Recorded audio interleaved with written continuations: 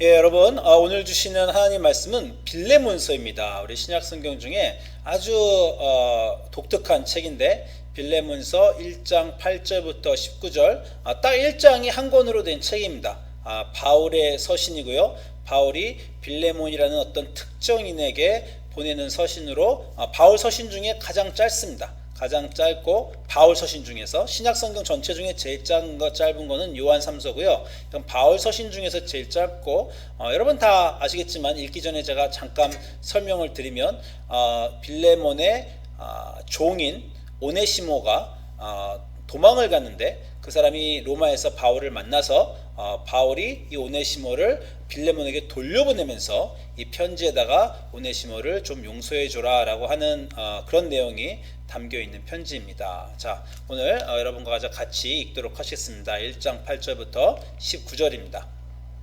이러므로 내가 그리스도 안에서 아주 담대하게 내게 마땅한 일로 명할 수도 있으나, 자, 나는 바울이고요, 너는 받는 사람은 빌레몬이죠. 도리어 사랑으로서 간구하노라.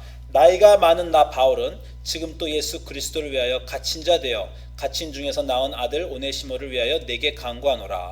그가 전에는 내게 무익하였으나 이제는 나와 내게 유익함으로 내게 그를 돌려보내노니 그는 내 신복이라. 그를 내게 머물러 있게 하여 내가 복음을 위하여 갇힌 중에서 내 대신 나를 섬기게 하고자 하나, 다만 내 승낙이 없이는 내가 아무것도 하기를 원하지 아니하노니 이는 너의 선한 일이 억지같이 되지 아니하고 자유로 되게 하려 함이라. 아마 그가 잠시 떠나게 된 것은 너로 하여금 그를 영원히 두게 함이리니 이후로는 종과 같이 대하지 아니하고 종 이상으로 곧 사랑받는 형제로 둘 자라. 내게 특별히 그러하거든 하물며 육신과 주 안에서 상관된 내게랴. 그러므로 내가 나를 동역자로 할진대 그를 영접하기를 내게 하듯하고, 그가 만일 내게 불의를 하였거나 내게 빚진 것이 있으면 그것을 내 앞으로 계산하라. 나 바울이 친필로 쓰노니 내가 갚으려니와 내가 이외에 내 자신이 내게 빚진 것은 내가 말하지 아니하노라. 우리 주님의 말씀입니다. 주님께 감사드립니다. 빌레몬의 편지를 제가 고른 이유는요, 우리가 이제 사실은 그 성경 읽기, 맥체인 성경 읽기 중에 이게 2주 전에 우리가 같이 읽었던 구절 중에 하나고요. 지난주에 조그만 사건이 하나 있었습니다. 제가 이제 우리 캠블 교회와 같이 교회를 쓰잖아요. 그런데 이제 캠블 교회에서 주중에 저한테 연락이 하나 와서 우리 정기적으로 그 세컨 할비스트에서 푸드 디스트리뷰션, 음식을 이제 나눠주는데, 특별히 요즘 이제 코로나 기간 중이니까 시장 보러 못 가는 사람들이나 여러 사람들을 위해서 교회에서 음식을 나눠주는 그런 행사가 있습니다. 그런데 많은 음식을 준비했는데 이게 많이 남았던 거예요. 그래서 음식을 좀 목사님이 오셔서 가지고 가서 목사님 교인 필요한 분들에게 좀 나눠주십시오 하고 연락이 왔습니다. 근데 좋지요. 아주 음식이 지금 막 몇십 박스가 남았더라고요. 박스가. 그래서 이제 가서 제가 막 동네 사람들한테 막 나눠주고 막 했는데 그 전화를 받을 때 약간 한 줄의 말이 제 기분을 확 상하게 했어요. 어떤 말이 쓰냐면 지금 이렇게 음식이 많이 남았으니 어느 교회는 이미 와서 다 픽업해 갔습니다. 목사님 교회도 와서 여전히 남은 게 있으니 픽업해 가십시오, 이러는 거예요. 그러니까 다 여러 교회를 한꺼번에 초청을 했는데 누가 먼저 오고 늦게 와서 먼저 가져간 게 아니라 다른 교회들 몇 군데를 이미 초청을 해서 그 사람들한테 음식을 다 나눠줬는데 여전히 남았으니 목사님 교회도 가져가라 라는 것처럼 저한테 들렸고, 그게 제가 아마 제대로 이해한 건지 모르겠는데 제가 약간 기분이 상한 게 뭐 우리 교회는 2등 시민인가? 2등 교회인가? 왜 딴 교회들 다 나눠주고 남은 거 우리 교회 또 준다고 하나. 음식을 준다는 건 감사하지만 두 번째라는 게 제가 조금 마음이 약간 상했어요. 이거 늘 이랬나? 늘 우리 교회는 남은 걸 줬나? 뭐 이런 생각이 좀 들었다는 거죠. 근데 이제 제가 마음속으로 그럴 리 없지. 우리와 같이 쓰는 교회에서 우리를 그렇게 대할 리도 없고 우리가 같이 서로 사랑과 존경으로 맺어진 관계인데 그럴 리가 없지. 아마 내가 이해하지 못한 상황이 있을 것이다. 아마 전에는 우리 교회를 먼저 불렀고, 뭐 늘 똑같이 부를 수 없으니까 전에는 우리 교회를 먼저 불렀고 다른 교회를 나중에 불렀다가 이번에는 또 균형을 맞춰서 순서를 바꿨겠지. 또는 뭐 여러 가지 내가 알지 못하는 사건이 있겠지라고 제가 좋게 생각하려고 했는데 좋게 생각하려고 아무리 해도 이 마음 한구석에 약간 좀 상처를 받았다고 말해야 될까요? 그런 게 조금 있었습니다. 이 일을 제가 생각해 보면서 제 마음속에서 일어난 일을 생각해 보면서 한 가지 또 제 인생에 아주 제가 기억할 만한 사건이 생각났는데 한 10년쯤 전이었어요. 10년쯤 전에 여러분 알다시피 제가 미국 아주 시골에서 한 동네 사람들 300명밖에 안 되는 300명도 안 되는 조그만 시골에서 목회한 줄 여러분들 알고 계실 겁니다. 그래서 제가 시골에 살 때였는데 한 10년 전쯤에 우리 둘째 딸이 한 5살 그리고 아직 막내 아들이 아내가 임신해서 뱃속에 있을 그때입니다. 근데 이제 애들 학교 끝나면 제가 애들 학교 가서 데리고 오는데 어느 날 아내가 그러는 거예요. 자기가 임신하고 요즘에 몸이 힘드니 동네 아이들을 집에 좀 안 데리고 오면 좋겠다. 오늘은 좀 내가 쉬고 싶다. 이렇게 말하는 겁니다. 집에 동네 애들이 많이 놀러 왔거든요. 제가 이제 딸을 픽업하러 갔더니 애들이 막 이제 학교 끝나고 집에 가는 길에 내가 둘째 딸을 딱 집에 데려가려고 하는데 아닌 게 아니라 둘째 딸의 그 반에 있는 남자애 하나가 그 엄마하고 같이 있는데 저한테 와서 우리 조세핀 집에 놀러 가고 싶다는 거예요. 근데 평소 같으면 제가 늘 애들 놀러 오려고 하지만 아내가 그날따라 오늘 휴식이 필요하니 애들이 안 왔으면 좋겠다 해서 제가 좀 안 된다고 했습니다. 근데 이 아이가요 조금 좀 어티즘이 좀 있고요 약간 좀 이렇게 때를 좀 많이 쓰는 좀 약간 그랬어요. 그랬더니 뭐 안 된다고 했는데 그 엄마는 이제 얼른 알아듣고 아들을 데리고 가려는데 아들이 막 울고불고 난리가 났어요. 막 엄마한테 떼쓰고 막 자기는 조세핀 집에 가고 싶다고 막 난리를 피는 거예요. 제가 좀 저렇게 우는데 데리고 가고 싶었지만 또 아내의 말이 생각이 나서 제가 아내 말을 좀 잘 어기거든요. 그래가지고 아내한테 빈잔을 받습니다. 그래서 그때는 제가 아내 말을 안 어기려고 그냥 아내 말을 듣기로 하고 애가 우는 애를 집에 데리고 가고 싶었지만 꾹 참고 안 데리고 왔어요. 그래서 그냥 집에 왔습니다. 그냥 집에 왔는데 오후가 이제 좀 오후 한 2시쯤 2시 반쯤 집에 왔는데 한 오후 3, 4시쯤에 갑자기 집에 문을 두드리더니 나가봤더니 딸 애 또 반에 다른 여자친구가 우리 집에 왔어요. 이게 시골 동네라 애들이 그냥 막 걸어다닙니다. 동네를 걸어다니고 그냥 막 놓고 막 오고 해요. 딴 애가 또 왔길래 우리 집을 찾아왔어요. 그래서 내가 오늘은 안 놀면 좋겠다라고 말을 하려고 했는데 이 꼬마애가 벌써 뭐 습관처럼 제가 문을 여니까 그냥 제 밑으로 확 뛰어 들어가서 제 둘째 딸 방으로 그냥 뛰어 들어가서 놀기 시작했습니다. 이미 집에 들어온 애를 끌고 나가서 너 빨리 집에 가라 이러기도 어렵고 여기까지 집에까지 왔는데 뭐 할 수 없지 그냥 방에서 아내를 괴롭히지 않으면서 조용히 놀라고 이렇게 내뒀습니다. 그리고 이제 저녁이 돼서 어두컴컴해지니까 이 꼬마 여자를 제가 집에 데려다 줘야 된다고 생각을 해서 이 꼬마 여자의 손을 잡고 집에서 딱 나왔어요. 꼬마 여자의 손을 잡고 집에서 딱 나오는데 그때 마침 아까 우리 집에 오겠다고 쫄랐던 남자애와 그 엄마가 동네를 산책하던 중에 우리 집 앞을 딱 지나고 있었어요. 그런 일이 있습니다. 딱 마주쳤어요, 눈이. 그러니까 굉장히 어색한 상황이 펼쳐졌습니다. 그 엄마는 아들 손을 잡고 가면서 낮에 한바탕 일이 있었고 근데 애는 자기 아들은 오지 말라 그랬으면서 딴 애는 이미 그 집에 와 있는 거예요. 그러니까 우리 아들은 차별하나? 이런 생각을 했을 수 있고요. 게다가 애가 좀 오티즘이 있기 때문에 평소에도 힘들고 아이 키우기 힘들고 어머니가 여러 가지로 상처를 많이 받았을 겁니다. 특별히 아마 그렇게 생각하실 수 있어요. 내 아들 조금 좀 불편하다고 내 아들은 제껴놓고 쟤네들은 말짱한 애들은 데리고 노나 이렇게 아주 훨씬 더 심하게 더 상처를 받을 수도 있는 상황이었습니다. 근데 그 엄마가 제 아주 당황하는 얼굴을 보면서 그냥 빙그레 웃더니 걱정하지 마세요 목사님 저기 나는 목사님을 신뢰하고 있습니다. 이렇게 말하는 거야. Don't worry about Pastor Justin, I trust you. 짧은 말이었어요. 근데 거기에 많은 게 담겨 있었습니다. 나는 목사님이 내 아들을 따로 이렇게 차별할 그럴 사람이 아닌 줄 믿고 있습니다.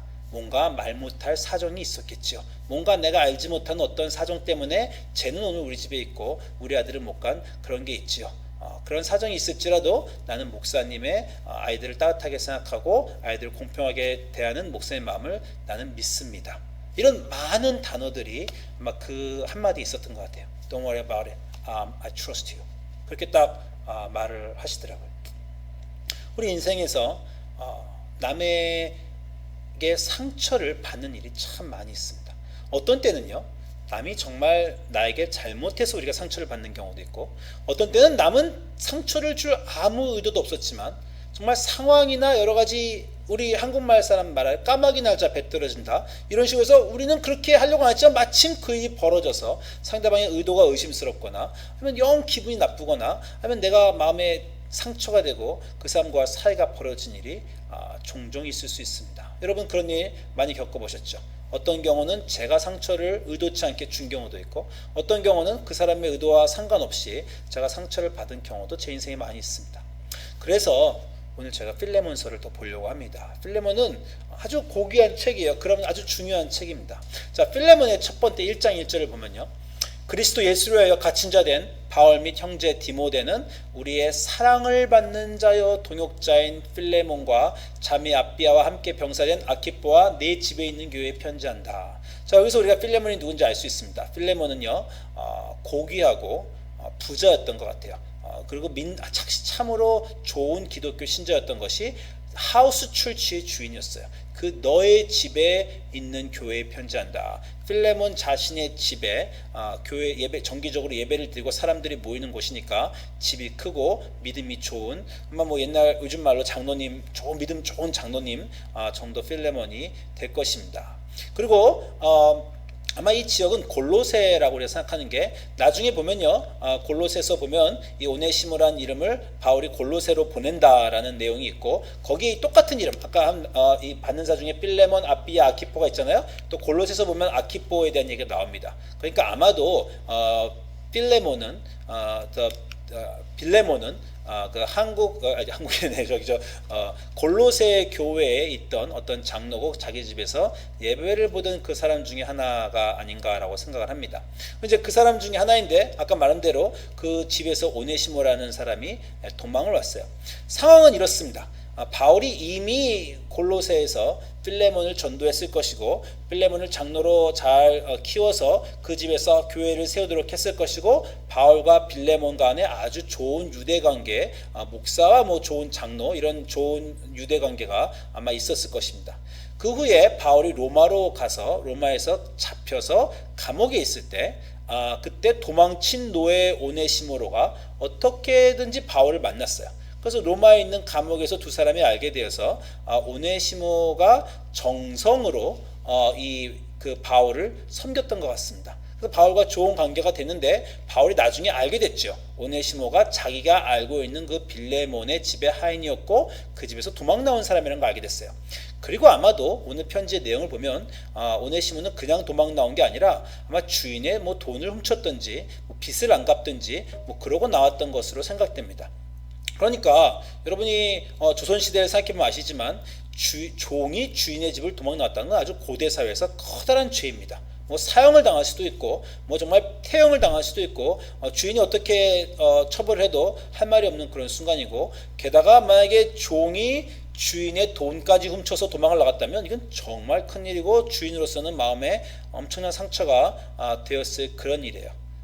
바울이 그것을 알고 바울이 기독교의 의인이니까 이 문제를 해결해야 됐다고 생각했어요. 자기가 아는 두 사람, 자기가 아는 그 둘 다 좋아하는 두 사람인데 둘의 사이가 지금 극도로 나쁩니다. 여러분 그런 상황도 겪어보셨어요? 여러분이 아는 두 좋아하는 사람이 둘의 사이가 또 극도로 나빠서 여러분이 그 중간에서 중재를 하려고 하는데 아주 이런 일은 민감하죠. 왜냐하면 한쪽 편을 더 들었다가 다른 편의 원망을 사기가 쉽기 때문입니다. 그래서 바울이 정말 각고의 노력을 거쳐서 편지를 잘 써서 빌레몬에게 보냅니다. 여러분이 아마 인생에서 이런 편지를 써보신 적이 있을 거예요. 정말 내가 말하는 한 단어 하나를 단어를 잘 선택해서 요 말 쓰면은 상처받을까? 이건 아주 민감한 문제이기 때문에 요 말을 쓰면은 상대방이 오해할 수 있겠다. 그래서 아주 정말 좋은 말들과 적절한 단어를 고르고 그리고 정말 쓰고 찍고 다시 써보고 몇 번이나 수정해보고 그런 편지 보내신 적 인생에 있죠. 저도 몇 번 있습니다. 편지를 쓰면서 이거 정말 막 떨리면서 쓴 그런 편지들. 바울에게는 이 짧은 빌레몬서가 그런 편지였을 것이에요. 정말 떨리는 마음으로 아주 단어를 잘 골라서 몇 번을 수정해 가면서 그렇게 썼을 것이에요. 쓰면서 바울은 생각했을 것입니다. 내가 빌레몬의 내 친구 빌레몬의 마음에 상처를 주어서도 안 되고 그러나 아주 확실하게 빌레몬이 나의 의도를 이해하고 이 오네시모로를 벌하지 않아야 된다라는 것에 대해서 바울이 그 편지에 확고히 쓰려고 했을 것입니다. 저도 이런 경우가 좀 있어요. 이런 경우는 아니지만 제가 어떤 교인에게 이제 말씀을 나누면서 어떤 교회를 위해서는 어떤 일을 해서 집사님, 권사님 이러이러이러한 문제는 이번에는 목사님 제 뜻을 제가 의견이 이렇습니다. 목사인 제 뜻을 좀 따라주셨으면 좋겠습니다. 뭐 이렇게 제가 설명드렸는데 보통 우리 교인들이 다 잘해주시면 어떤 때는요 우리 교인들이 이렇게 반응하실 때가 있어요. 목사님, 제가 목사님을 존경하고 목사님을 사랑하지만 이 문제만큼은 그렇게 못하겠습니다. 그런 일이 있습니다. 개인적인 문제 또는 본인의 마음에 허락하지 않는 문제는 누구나 다 건너기 어려운 그런 선이 있어요. 그래서 만약에 바울이 오네시모를 이제 설득해서 돌려보내는 겁니다. 오네시모 보고 야, 너 여기 있으면 안 돼. 네 주인과 다시 가서 사과하고 이 문제를 해결해야 되겠다. 오네시모가 아마 그렇게 말했을 겁니다. 바울 선생님, 저 지금 돌아가면 죽습니다. 바울이 내가 편지 써주마. 편지 쓰면서 다시 한번 말씀드리지만 정말 오네시모로의 안전을 보장해야 되고, 그러면서 빌레몬의 감정을 상하게 안 해야 되는 이런 민감한 사항을 바울이 편지로 썼습니다. 그걸 생각하시고 읽으시면요 이 편지는 너무 흥미진진하고 재미가 있어요. 제가 빨리 갈게요. 빨리 이 편지의 내용을 제가 보면 바울이 1장 8절에서 내가 그리스도 안에서 아주 담대하게 빌레몬아, 내가 너에게 명할 수도 있어. 나는 너에게 명할 수 있는 권리가 있어. 뭐 목사와 장로 정도가 아니고요. 정말 비숍과 무슨 평신도 정도일 겁니다. 이 둘의 사이는. 바울이 그 당시에 로마에 갇혀 있을 때 바울은 정말 기독교에서 가장 존경받는 인물 중 하나이기 때문에 골로새에 있는 아마 그 교회를 창설한 것도 바울이고 거기에 모든 걸 다 바울이 빌더 파운데이션이었고 정말 빌레몬은 바울에게 구원을 빚진 자겠죠. 바울을 정말 너무 존경할 겁니다. 그러니까 바울이 당연히 너에게 명령할 권리가 있다. 그러나 내가 사랑으로 강구한다. 나이가 많은 나 바울은, 아주 유니크한 표현입니다. 바울의 편지 중에서 내가 나이가 많다. 벌써 나를 나이가 많이 존경해달라는 그것도 아주 은근슬쩍 비치는 거고요. 또 하나는 나이가 많은 이 늙은이의 부탁을 들어다오. 뭐 이런 간곡한 표현도 될 겁니다. 그리고 자기가 지금 상황이 로마의 갇힌자라는 걸 계속해서 강조해요. 내가 직접 가지 못하는 이유는 난 정말 이 갇힌 나를 생각하며 이 갇힌 나를 돌보는 오네시모를 네가 생각해 주기 바란다. 이런 표현이 아주 여기저기 곳곳에 나옵니다. 그래서 정말 이 오네시모를 표현하는 거 보세요. 갇힌 중에 낳은 아들 오네시모로. 뭐 바울이 가끔 가다가 내 아들 디모데 이런 표현을 쓰기도 하지만 정말 제일 간곡히 쓴 거예요. 갇힌 중에 낳은 아들 오네시모를 위하여 내게 간구한다. 그가 나쁜 놈인 거 안다. 그가 너에게 무익했던 거 안다. 그러나 이제는 바뀌었다. 이제는 유익하고 그는 정말 내 신복이다. dear friend다. 그렇게 하면서 이 내용을 보냅니다. 그러면서 내가 그 사람을 여기 있게 할 수 있지만 그러나 내가 너에게 보내기로 결정했다. 그런데 그는 어떤 사람이냐면 너가 사실 나를 섬겨야 될 사람 아니냐? 너가 로마까지 나를 찾아오든지 나를 섬겨야 될 그런 책임이 있는 넌데 너 대신 나를 섬기고 있는 그런 오네시모로다. 그래서 은근슬쩍 마음의 또 빚도 좀 건들면서 던져주면서 그러나 내가 너의 승낙 없이는 아무것도 오네시모로를 여기다 나르고 들어가지 않는다. 뭐 이런 표현들 그러면서 여러분 참 읽어보세요. 막 그 사람이 그 종 이상으로 사랑받는 형제로 도달하. 굉장히 어려운 부탁하는 겁니다. 그냥 돌려보내고 이 종인 오네시모를 용서해 달라는 것도 힘든데 용서하는 것뿐만 아니라 너의 형제로까지 여겨달라. 정말 고대 사회에서 도망간 종을 돌려보내면서 주인에게 네 형제로 여겨달라. 이런 어려운 부탁은 왕도 아마 하기 어려운 게 아닐까 생각이 듭니다. 그러면서 정말 내게 특별하니 너에겐 얼마나 특별하랴. 그러면서 이제 그 얘기하는 거죠. 그가 너에게 잘못했거든. 불의를 정했고 도망간 건 얘기를 하는 거죠. 또 빚진 것, 훔친 거 있으면 다 내가 부르게 사내라. 내가 다 갚겠다. 또 그러면서 그 다음 표현을 보세요. 내가 친필로 너에게 쓴다. 내가 보통 많은 편지들이요 바울이 구슬로 하고 다른 사람이 받아 적습니다. 근데 바울이 이건 정말 옥중에 있는 그 불편한 몸을 갖고 내가 친필로 쓴다고 말하면서 네 친필로 쓴 내가 너에게 갚으려니와 또 이 은근슬쩍 너 사실 나한테 빚진 거 너무 많지. 영적으로 육적으로 구원에 의해서 그런 빚진 거는 내가 너한테 받으려고 하지도 않아. 이건 좀 뭔가 위협과 협박과 간구와 애원과 이게 정말 다 바울이 쏟아부은 그런 편지입니다.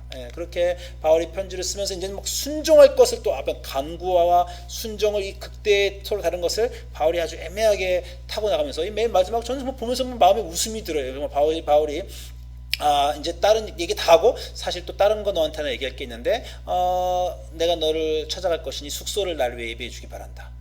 이게 뭐 그냥 부탁하는 게 알 수도 있지만 또 어떻게 보면은 내가 돌아가서 확인하겠다. 너를 만나겠다. 뭐 이런 여러 가지 표현들이라고 우리가 생각할 수 있습니다. 바울의 정말 그 간곡함이 여러분 이게 느껴지시면 좋을 것 같아요. 근데 제가 이 편지를 읽다가 또 어떤 생각을 했냐면 이 바울의 간곡한 내용 하나하나 뭐 순종할 것, 빚진 것, 뭐 형제 이 하나하나가요. 만약에 빌레몬이 마음을 다르게 먹으면요. 전부 다 상처될 수 있는 말이다라는 생각이 됐어요. 뭐야? 뭐 지가 나한테 잘해준 거 유세하는 거야? 뭐 나를 순종하라는 거야?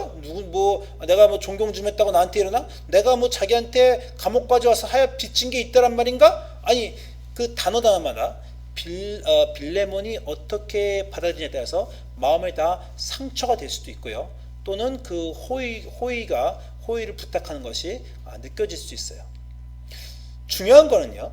사람이 말을 할 때 말하는 사람이 중요한 게 아닙니다. 듣는 사람이 중요하죠. 그런 한국말로 있잖아요. 뭐 개떡같이 말해도 찰떡같이 알아듣는다. 뭐 그런 말도 있지 않습니까? 내가 저 사람에게 아무리 내 간곡한 호의와 좋은 의도를 말했어도 상대방이 잘못 알아듣고 난 네가 말한 거에 상처받았어. 그럼 그걸 끝입니다. 나는 그런 뜻으로 말한 게 아니야. 아무래도 소용없어요. 또는 내가 저 사람을 사실을 상처를 줄 의도로 좀 이렇게 말에 뼈가 있게 한국말로 말에 뼈가 있게 말했는데도 그 사람이 그냥 그래 고마워 그렇게 말해줘서 그리고 진짜 아무 상처도 안 받았어요. 그럼 아무 상처도 안 받은 겁니다. 이 일의 결론은요. 말하는 사람이 주도권을 쥐고 있는 게 아니라 듣는 사람이 주도권을 쥐고 있어요. 듣는 사람이 어떻게 듣느냐에 따라서 이 둘의 대화는 좋은 곳으로 갈 수도 있고 듣는 사람이 어떻게 듣느냐에 따라서 반대편으로 갈 수도 있습니다. 내가 아무리 좋게 말해도 아무리 내가 최선을 다해도 상대방이 상처받았다. 그러면 끝이고요. 내가 뭐 좀 대강했어도 상대방이 고마워 난 괜찮아. 그러면 그냥 잘 된 겁니다. 여러분은 아마 내가 남에게 잘해야지 남에게 상처 주지 말아야지 이런 거는 여러분 다 잘 생각하고 계실 것 같아요. 근데 혹시 이 생각도 하고 계십니까? 내가 상처받지 말아야지 남이 뭐라 그래도 나는 멀쩡한 사람이 돼야지 혹시 이런 것도 여러분 생각하고 계신지 모르겠어요. 제가 인생에서 여러 가지 좋은 얘기 들은 것 중에 대학교 때 참 좋은 얘기를 하나 들었습니다. 대학교 때 우리가 어떤 성역 공부를 하다가 어떤 교회 선배가 이걸 얘기해 줬는데 우리가 마태복음 5장의 팔복에 대해서 읽고 있다가 5장 5절에 온유한 자는 복이 있나니 그들이 땅을 기업으로 받을 것이요 이런 구절을 읽고 있다가 그냥 물어봤어요. 온유하다는 건 도대체 뭐냐? 뭐 대강 느낌은 오는데 정확히 어떤 뜻인지 모르겠다. 영어로는요. The meek, M-E-K, the meek, 부드럽고 온유한 사람입니다. 온유한 자는 어떤 사람이냐라고 말하는데 그때 교회 선배 하나가 이런 말 했어요. 온유한 자는 남에게 상처를 안 줄 뿐 아니라 남에게 상처를 안 받는 사람이다. 제가 그 말에 굉장히 감동을 받았습니다. 남에게 상처를 안 받는 사람. 아까 말씀드렸다시피 남이 여러분에게 잘못하려고 했어도 여러분이 상처를 안 받으시면요. 그 잘못한 사람의 잘못까지도 사라집니다. 범죄가 성립이 안 되잖아요. 그죠? 잘못하려고 했는데도 여러분이 상처를 안 받았어요. 우리가 좋은 기독교인의 참 많은 문제점이 좋고 순수하고 깨끗하시기 때문에 여린 경우가 많아요. 그래서 많이들 교회 생활하면서 상처받는데 어떤 때는 정말 남들이 잘못해서 받는 것도 있고 어떤 때는 상처받는 일이 아닌데 받으시는 경우도 있고 어떤 건 정말 아무도 잘못한 게 아닌데 그 애매한 상황 때문에 상처될 수도 있지만 우리 온유한 사람이 되었으면 좋겠습니다. 상처를 안 받는 사람. 남이 한 말, 남이 쓴 글을 곡해하지 않고 곡해할 수 있는 상황인데도 오해할 수 있는 상황인데도 인정하고 받아들여주는 일 그런 것입니다. 제가 아까 말씀드린 대로 제가 다운이빌에서 그 남자의 어머니는 정말 100번 상처받을 수 있는 상황이었어요. 돌아가서 그냥 사람 붙잡고 패스터 저스틴이 내 아들한테 이렇게 하고 내 아들이 좀 약간 좀 주의가 산만하다고 내 아이를 그렇게 대했다 뭐 이렇게 뭐 다 떠들고 다녀도 될 수 있는 일입니다. 근데 그분은 그냥 I trust you. 지금 상황은 충분히 오해할 만한 상황이지만 난 너의 진심을 알고 있다 라는 그 말을 그런 사람은 정말 땅을 기업으로 받을 수 있는 사람이 아닌가 그런 생각이 듭니다. 여러분 제가 온유한 자는 복이 있나니 땅을 기업으로 받을 것입니다. 이 내용을 보면서요. 탁 마음에 생각나는 사람이 있는데 구약 성경에 이삭이 생각납니다. 창세기의 이삭이요. 특별히 창세기 26장에 이삭에 대해서 할당된 장인데 여러분 우리가 아브라함과 야곱 많이 알지만 이삭에 대해서 한번 생각을 해보세요. 그 아버지가 자기를 죽이려고 했죠. 아버지 여기 땔감도 있고 다 뭐 있는데 재물은 어디 있습니까? 아버지가 거짓말한 것처럼 느껴졌을 거예요. 재물은 하나님이 준비하실 것이다. 그런 아버지가 산꼭대에 가자마자 갑자기 꽁꽁 묶어갖고 놓고 칼을 들고 찔러 그랬어요. 요즘 현대말로 트라우마. 그냥 충분히 정신적인 충격을 겪을 수 있고 평생 그 고통이 따라다녔을 수 있습니다. 나를 죽이려고 했던 내 아버지를 생각할 때마다 아주 상처받고 정신적으로 삐뚤어질 수도 있었을 것 같아요. 이삭은 상처를 안 받는 사람이에요. 참 특이한 사람입니다. 남들이 상처를 주겠다고 덤벼들어도 상처를 안 받고 남들이 싸우자 그래도 안 싸우는 그런 특이한 사람입니다. 창세기 26장 보면요, 이삭에 대한 특별한 챕터인데 이삭이 사막에서 우물을 팠어요. 우물을 팠는데 사막에서 땅을 팠다 우물이 나오는 건 정말 복권 맞은 겁니다. 굉장한 거예요. 기적입니다. 그래서 우물을 파서 우물을 샘의 근원을 the well of fresh water, 좋은 깨끗한 물이 나오는 우물을 얻었어요. 그랬더니 동네 사람들이 와서 우리 땅인데 내놔라. 말도 안 되는 걸 한 거죠. 아마 야곱이나 아브라함 같으면 한바탕 들이받았을 겁니다. 근데 이삭이 주고 말아요. 주고 말아서 또 다른 데 가서 우물을 또 팠어요. 근데 또 나온 겁니다. 한 번은 참아도 두 번은 어떻게 참습니까? 근데 이삭은 또 줘버립니다. 그리고 세 번째 가서 우물을 또 파니 우물이 또 나왔어요. 여러분 어떻게 되는지 아세요? 대적자들이 굴복했습니다. 그 아비멜렉과 그 대적자들이 나중에 와서 우리 보고 화해해달라 그러죠. 왜? 야, 우리가 뺏었는데 싸우지도 않고 한 번, 두 번, 기적이 세 번씩. 저 사람은 보통 사람이 아니다. 하나님이 함께 하시는 하나님의 그 페이버가 있는 사람이다라고 그들이 믿어서 두렵게 된 거죠. 그래서 그들이 이삭에 와서 여호와께서 너와 함께 계심을 우리가 분명히 보았다. 이제 차라리 화평하고 우리가 화평 조약을 맺자라고 그런 겁니다. 그래서 이삭이 그 땅을 소유하게 되죠. 화평케 하는 자는 화평케 하는 자 아니라 온유한 자는 남과 다투지 않고 상처받지 않고 땅을 소유하는 자가 됩니다. 여러분 이렇게 제가 말씀을 드렸지만 제 인생을 돌아봐도 그렇고 사실 남이 상처를 줬을 때 상처를 주려고 덤벼들 때 안 받는 건 너무 어렵습니다. 우리 인간으로서. 그리고 그런 분노의 마음, 상처받는 마음이 들어섰을 때 정말 어떻게 대처해야 되는가 이거에 대해서는 화두가 정말 아닐 수가 없어요. 근데 제가 세 아이들의 아버지이다 보니까 이제 배우는 것이 좀 있는데 아이들을 키우다 보면 여러분들 아시겠지만 아이들 간의 다툼이 많이 있고요. 그리고 다툴 때 보면 한 명이 한 명한테 고 두 명 다 잘못해서 다툴 때도 있고 한 명이 먼저 시작했고 그리고 또 다른 사람이 또 심하게 했을 수도 있고 뭐 여러 가지 서로 간에 다툽니다. 그때마다요 제가 다 개입할 수가 없어요. 누가 잘못한 거가 있는데 잘못한 거 있는 걔를 또 막 욕할 수 없습니다. 걔는 또 큰언니한테 상처받은 둘째가 막내한테 뭐라 그랬는데 사실은 뭐라 그런 얘도 상처받은 애고 또 얘는 얘 때문에 상처받아서 이렇게 하고 이게 굉장히 복잡한 거 여러분들 아시잖아요. 그래서 제가 또 막 지적해주고 혼내주면 자신감을 잃고 소심한 애가 될까봐 어떤 때는 조금 좀 애매한 상황이거나 누구한테 잘못해도 그냥 넘길 수밖에 없는 그런 상황이 있습니다. 제가 무슨 말 하는지 부모님들은 다 아실 겁니다. 그럴 때 제게 가장 고마운 자녀들 중에 아이는 참아주는 애죠. 한 명이 분명 한 명에게 잘못했어요. 좀 말을 심하게 하거나 당연히 들어줘야 될 거 나누어야 될 걸 안 나눴을 때 제가 개입해서 야 나눠 먹어 뭐 이렇게 해 이렇게 할 수도 있지만 그거를 그냥 넘어가주고 참아주는 자녀에게는 제가 이렇게 고마움을 참 느낍니다. 아까 그 마태복음 5장에 온유한 자는 복이 있나니 땅을 기업으로 받을 것이요 그 팔복의 일부 중에 화평케 하는 자라는 것도 있습니다. 5장 9절에 마태복음 5장 9절에 화평케 하는 자는 복이 있나니 하나님의 아들이라 일컬음을 받을 것이요. 말씀드렸다시피 누가 여러분에게 상처를 주려고 해도 여러분이 상처를 안 받으시면요 그건 아무 일도 안 일어난 거예요. 거긴 평화가 있는 겁니다. 전쟁과 싸움과 미움이 없고 상처를 안 받으신 여러분 때문에 상처를 주려 했던 나쁜 사람의 죄조차도 그냥 넘어가는 그런 경우도 될 수 있어요. 화평케 하는 자가 또한 온유한 자라는 생각을 제가 하고요. 화평케 하는 자는 어떤 사람이냐면 하나님의 아들들이다 라는 일컬음을 받는다는 거예요. 하나님의 자녀가 되는 그 이름에 걸맞는 사람들. 나에게 상처 준 어떤 사람이 있습니다. 분명 그 사람은 하나님의 딸이죠. 나에게 상처 준 어떤 사람이 있습니다. 그 사람은 하나님의 아들이죠. 나와 그 사람이 시시비비를 가리고 네가 더 잘못했네, 네가 시작했네, 너가 그렇게 말하는 게 아니지, 너 그렇게 행동하면 안 되지 라고 우리가 문제를 일으켜서 누가 옳고 그른 것을 가려낼 수 있지만요, 자녀들 싸움에서 부모는 옳고 그른 것에 관심이 있는 것이 아니에요. 부모는 누가 좀 잘못하고 누가 좀 피해를 보고 해도 그들이 서로 잘 감싸주고 서로 잘 받아들여줘서 서로 간에 잘 지내는 것이 부모의 소망이지 잘잘못을 가르치는 게 아닙니다. 물론 부모들은 기억합니다.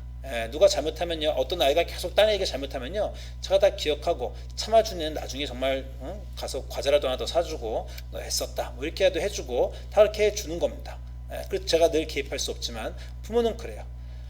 누군가 여러분에게 상처 주시면 그 사람에게 집중하지 마시고 그 사람을 만드신 그 사람, 나의 아버지이자 그 사람의 아버지신 하나님의 마음을 생각하시고 그 상처를 안 받은 상처로 여겨주시면 하나님의 자녀들이 화평케 하는 자가, 온유한 자가 되는 겁니다.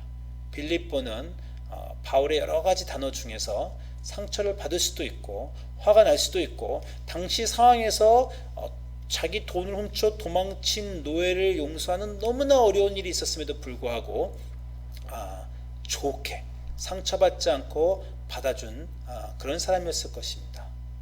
여러분이 남들에게 들은 말, 남들에게 받은 편지, 남들이 하는 행동으로부터 여러분이 하는 해석들, 때로는 정당하고 때로는 옳을 수 있지만 옳고 그런 것이 아니라 온유하여서 상처받지 않으시고, 어떤 거는 너무 많이 생각하지 마세요. 너무 많이 해석하지 마세요. 너무 많이 축축하고 억측하고 제가 이런 의도로 이런 거 했나 남의 의도를 생각하지 마시고, 그러면 시험 드십니다. 그러지 마시고 받아주시고 참아주시고, 싸우자고 하면 그냥 다른 쪽으로 가셔서 두 번째 우물 파시고 세 번째 우물 파시면 결국 하나님의 자녀가 되고 화평을 이루시는 온유한 자가 되시는 빌레몬 같은 그런 여러분이 되시기를 주님의 이름으로 축원드립니다. 기도하겠습니다. 주님, 우리 삶의 여러 가지 일 중에서 우리가 생각하고 집중하고 기억할 만한 일들이 있지만, 그러나 하나님이 우리의 아버지시며 그 아버지 안에 내가 형제자매들과 같이 살고 있음을 꼭 기억하게 하여 주시고, 아버지의 마음, 아버지의 사랑, 우리가 받은 그 사랑을 기억하여 그 사랑의 힘으로 우리도 남들을 사랑하고 용서해주고 상처받지 않고 남의 의도를 곡해하지 않고 잘못된 의도조차 선한 의도로 바꿔줄 수 있는 하나님의 아들들이 되게 하여 주시옵소서. 하나님의 딸들이 되게 하여 주시옵소서. 예수님 이름으로 기도합니다. 아멘. 여러분, 댁에서 다 봉헌하는 또 예배의 귀중한 시간, 여러 가지 방법이 있습니다. 봉헌하는 시간 갖도록 하시고요. 우리 이제 다 같이 마침 찬송하고 오늘 예배 마치도록 하겠습니다.